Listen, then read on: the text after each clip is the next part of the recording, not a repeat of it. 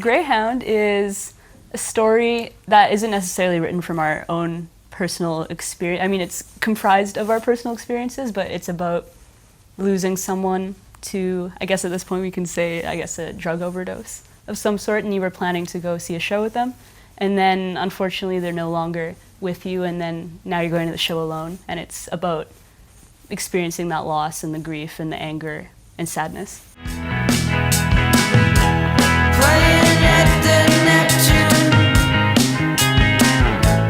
First verse we reference going to the Neptune, skipping school, my favorite, blah, blah, blah. And when I was like 14 maybe, I was huge into Joe Jackson, who's from the UK. And he was starting his tour for his new album back in 2016, I think it was, in Seattle, and wasn't going to Vancouver at all. So it was on like a Tuesday night or something, and skipped school to go down to the Neptune Theater in Seattle to go see him.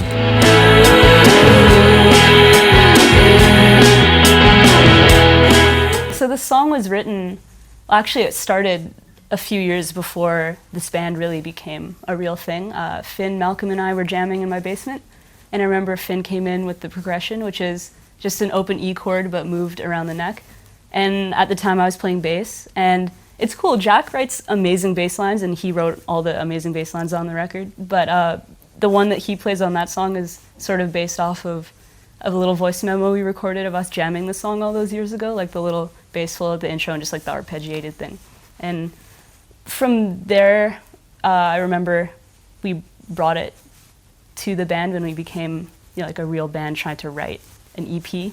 And from there, we realized it was missing a chorus, and we filled in the blanks, and the arrangement took form. And that was that.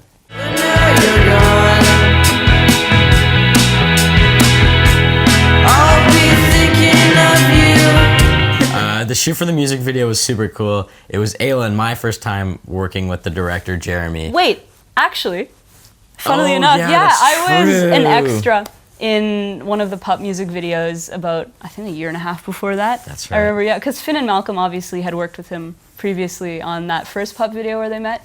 And then we were working on the second one where they were playing the young version of the band again. And I remember Finn calling me up. I was like, hey, we need an extra, someone to pet a dog. I'm like, I'm in, I'm sold, I'll do that. And yeah, so I met him briefly there. But I mean, obviously it was the first time we were working on like a real music video with him where we were actually like. So that was cool. Yeah.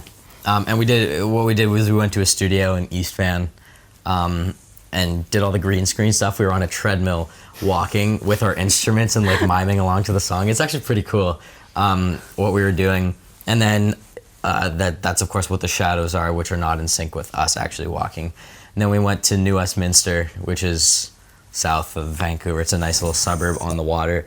It was an Army and Navy store, and we just Jeremy sketched out this map of us where to walk, and we kind of did it a bunch of times. And the one take that we used, because it was shot on Super 16 film, the one take we used was the one we thought we were going to scrap because the lights, like the parking lights, turned on, which we thought was going to totally screw up the shadows, but turns out it's a nice little touch. So, on the 30-second mark of the video, just boom. Yep. And it was kind of scary because there was a big drug deal going on around, so there were cop cars everywhere. So we were scared that like they were gonna like stop us from filming, but it was completely unrelated to us. But yeah, it was just like, oh, when like a cop car drives by and you think you're doing something wrong, but you're not.